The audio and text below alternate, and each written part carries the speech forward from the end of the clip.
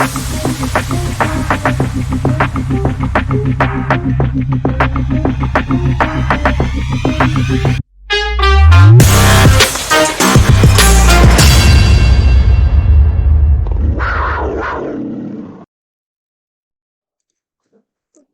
right, another episode of the DNA Show, and new things are coming to Carolina. A lot of new things. Got new head coach.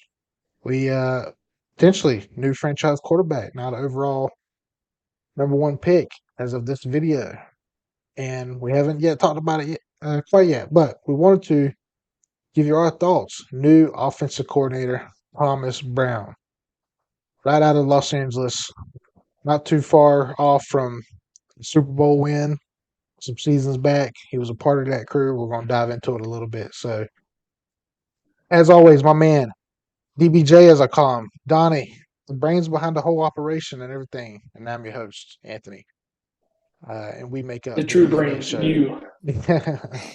We complement each other, sir. We together make up the DNA show. So, and all Carolina Panthers podcast. That's who we love, and that's what we are. So, now right off the bat, the first thing was like, not to downplay it, but a lot of people were saying, who? And then a lot of people said, well, he doesn't have a whole lot of experience. So before we dive into the resume, right off the bat, your thoughts, sir, on the new offensive coordinator that is going to be leading that offensive side of the ball in Carolina Panthers. Yeah, I mean, if you look at what he did in the Los Angeles, pretty good run caller or running backs coach. They ran the ball really well with him, but just not a lot of history. I really didn't know who he was prior to us hiring him. To be honest with you, I'm not going to give you the go around. I didn't know.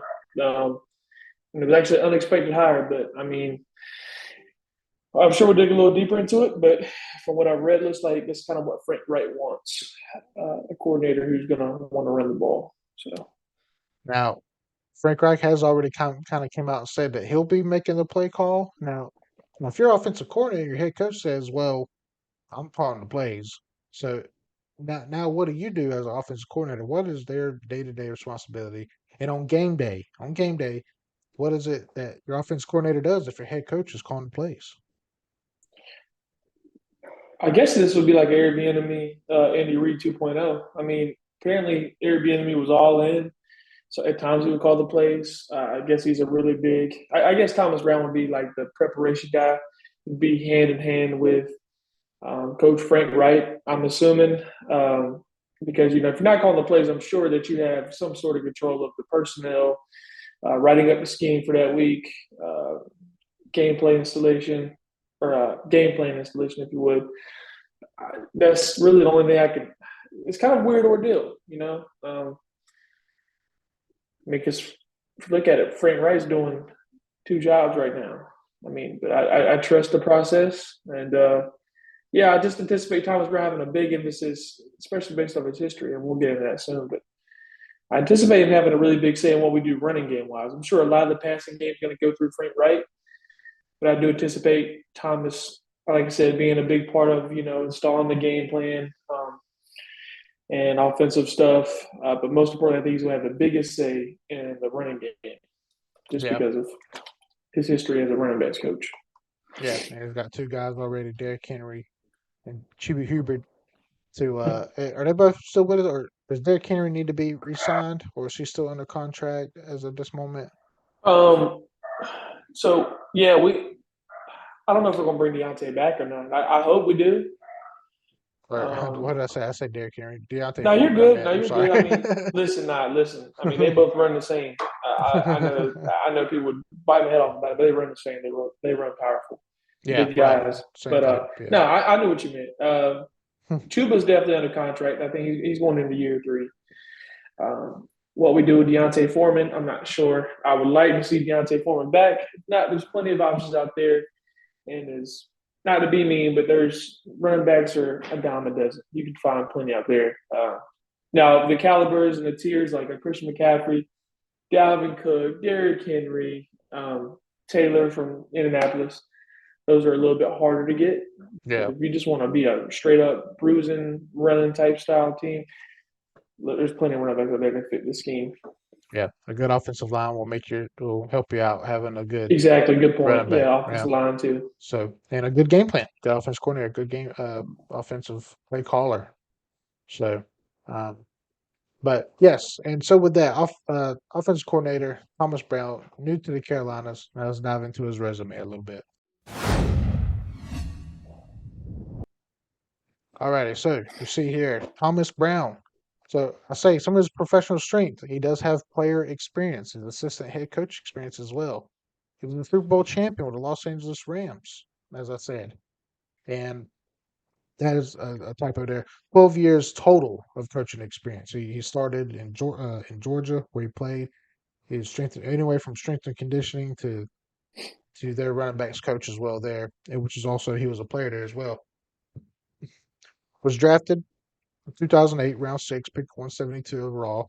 Ended up having a career with Atlanta Falcons and the Cleveland Browns. Now, coaching career again short, but all with Los Angeles. Running backs coach in 2020, 2021, ended up staying the running backs coach, but also the assistant head coach. So they respected him enough to be helping out with having a voice on this team and being the assistant head coach. Stayed with the Rams again 2022, became the tight ends coach, and still had that title of assistant head coach. And now here he is in Carolina as the offensive coordinator. So he impressed somebody, that's for sure. And now we want to go, and Donnie's going to give us Donnie's notes about in a little bit deeper dive into Thomas Brown career. So, Donnie, what you got for us, my man? Yeah, man. Did some digging. So first things first. Being the running backs coach back in 2021, obviously, as you stated, I mean, he won a Super Bowl with the Los Angeles Rams, and it seems like the rushing attack was a big part of that. Um, Another thing that I found out about Thomas, um, that year they ranked seventh in the NFL in points scored, which is 27.1 points per game, and ninth in total yards. So running game was a big part of that as well. Obviously, we know Sean McVay likes to throw the ball, but I mean, looks like they run the ball. They ran the ball pretty well. I mean, Los Angeles has been running the ball pretty well for the last 4 or 5 years, even when Ty Gurley was there. So, and that's and kind of go off the script a little. I think it might be a good move because he's from the Sean McVay coaching tree, who is also from the Shanahan coaching tree. So we could see a dynamic type backfield. And in 2021, he was one of six teams with two back, or they were one of six teams uh, with their backs rushing over 680 yards. Sonny Michel had 845, and Darrell Anderson had 688. So I mean, they're itching up on 1,000 each there. Yeah, almost a D So Williams dropped the store type exactly. season. Yeah. And if you look at what he did there, just imagine if we brought Deontay Foreman back and then let Chuba Hubbard do his thing. I think that we could be looking at what we did last year, 2.0, but with a little bit of vertical down the field type thing through the air, if you would. Um, I'm hoping that's the case because I mean I do remember that year both of those guys had a really good, especially Sonny Michel. Yeah. And back in 2020, back when he got the role, he oversaw a rushing attack that finished 10th in the league. They averaged 126.1 rushing yards per game. So they definitely got at least 100 a game, and seeing the emphasis was to run the ball. And lastly, before his injury, Cam Akers was one of the brightest young spots at running back.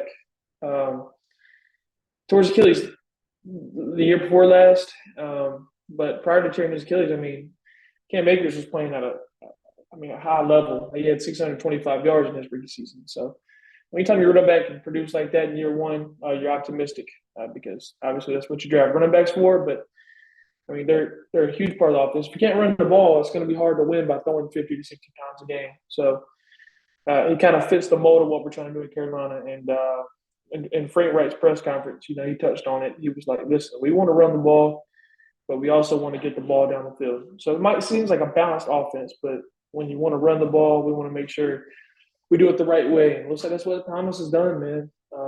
So again, to kind of touch back on it, and I'm gonna give it back to you. It just looks like Thomas, for the most part, Frank's going to be calling the plays. Frank's more of an air raid guy, not air raid. He knows all about the QB position. He's going to want to get the ball in the air.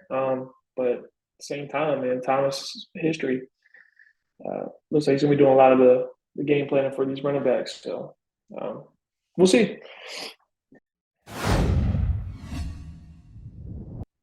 Alrighty, and there you got Donnie's notes, a deeper dive into Thomas Brown and his career history and his game plan. And you brought up a really good point, man.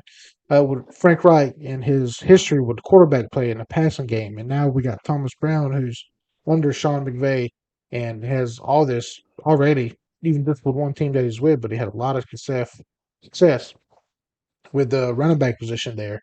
So yeah, you do have kind of that balance of offense. Get the ball running, opens up the passing game, and vice versa.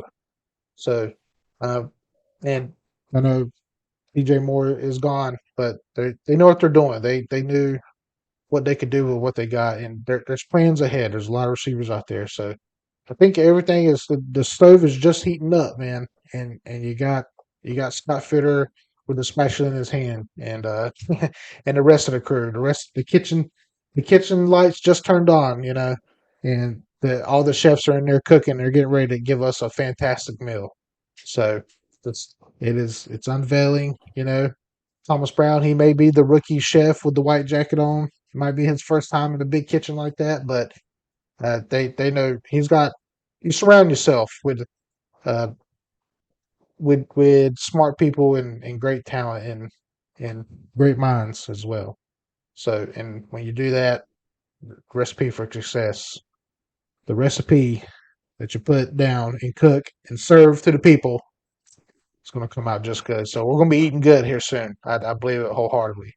So, um, and everybody's got to start somewhere, man. And if he's going to start in Carolina, I think he's going to do big things for us, for sure.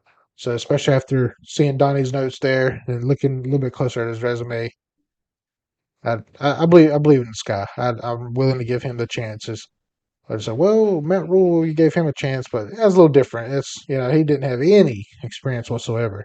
This guy's got the experience, made it work in such a short time. I think he's going to be okay. They know what they're doing. They're not just hiring anyone. So And the success with different backs as well, that speaks yes, volumes. Some right, people only have like a one rushing attack with one really dynamic running back. He was able to do it with Michelle, Cam right, Akers, Daryl right. Henderson. That's good shit. Yeah. That's what we need.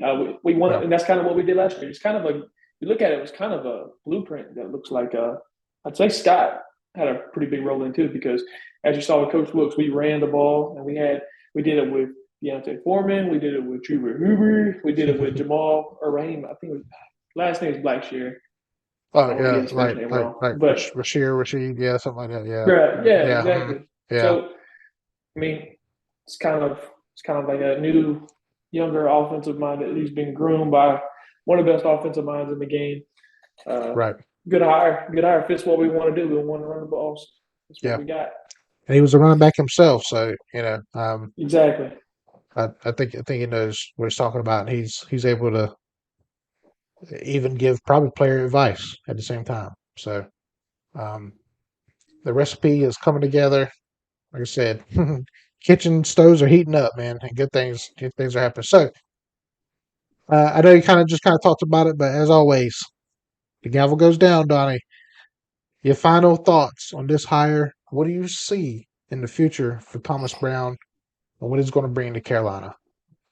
I think once he gets his own point of emphasis on the offensive side, especially on the ground, I think we could see what we did last year, but even better. Just because Mm, now we got Frank Wright, more of offensive minded head coach. right. No offense, Coach Woods, because he did a hell of a job. I'm not. That's not knocking him. He's more of a defensive minded guy. So you pair a Frank Wright with a young, brilliant minded Thomas Brown. Frank Wright is going to threaten everything through the air. He's going to let Thomas do his thing with the running backs. It could be a great 1-2 punch. And then we also have to factor in the higher ups that we have too, the senior offensive assistants and things like that. It's going to be beautiful, man. We can see a lot of good things, and we might see a much more improved offense than what we had last year, hopefully, with the quarterback play. But most importantly, for this particular person, the running backs, they could have a good rushing attack this year. So, yeah, all good offense, a lot of run behind. So I'm cool with it. We'll see. Very young, but hey, he's got a ring. That's something we don't have. He did something. He did something right with the rushing attack. Something. So we'll see. Right. Yeah. Now this time he's in charge of the entire offense instead of just the running backs. But the tree of coaching in Carolina is growing. Did you like that? Did you like my tree? Yes, sir. And at the top of that tree, Frank Wright, offensive coordinator. We got Thomas Brown, and then the running back mind of Thomas Brown. And as offensive coordinator, don't forget who our new running backs coach is, Deuce Staley. So those running backs are going to be well taught, well coached. Way to bring him up. Yeah. Way to bring him up. Good mention. Hey, and Deuce Staley might add. Man, listen, Deuce Staley was tremendous for the Lions this year. You take away that running back attack this year, they don't win as many games as they do. Jamal Williams balled out, and I'm hoping I want to go off a tangent because this is about Thomas Brown. This ain't about my opinions here. Just imagine if we can get Jamal Williams to come on over to Carolina. He can catch the ball. He had 1,000 yards. He only started 8 games, had 1,000 yards, and he had 17 touchdowns. He broke the Lions record. Exactly. So there you go. Could be a recipe for success, not disaster. A recipe for success, as you said. Said. Yeah. So nowhere to go but up. But I definitely see good things coming, especially in the running back room, and which, man, haven't had.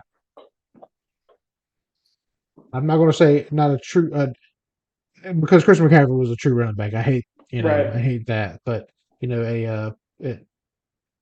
that old school type running back, of I don't know, man, a bruiser since maybe Stephen Davis. The John Stewart was more of a bruiser, but he could, he's kind of in betweener in my opinion. Right. Dan Zorn was good for us, of course. But man, I don't think we've had a bruiser back before Foreman, Stephen Davis. So, but either way, whoever's back there carrying the rock for us might even be a 2-head or maybe even a 3-head. We've seen some teams do 3 heads. They're gonna have a good time back there. So, but yes, Donnie says good hire, ready to go. Offensive coordinator Thomas Brown is going to be good for the Carolina Panthers, and I am in agreement. So, welcome, Thomas Brown, new offensive coordinator for the Carolina Panthers. Let's go chase this spring, man. So, as always, the DNA Show had to bring you the latest and greatest stuff from the new hires, the new era in Carolina Panthers history. Check out our other videos. Don't forget Facebook, Instagram, Twitter, TikTok, and everything in between. Check us out on social media. And as always, sir, tell them, baby. Keep pounding. Keep pounding. Hey, Carolina Panthers fans, this is Donnie. And I'm Anthony. Hey, look, you want a place to go for all your cardiac cast info? Then we got just a show for you. This is the Donnie and Anthony Show. And all Carolina Panthers podcasts.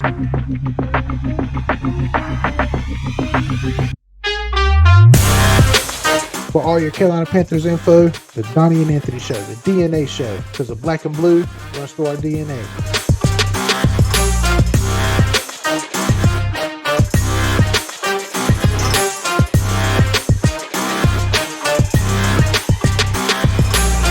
Keep pounding.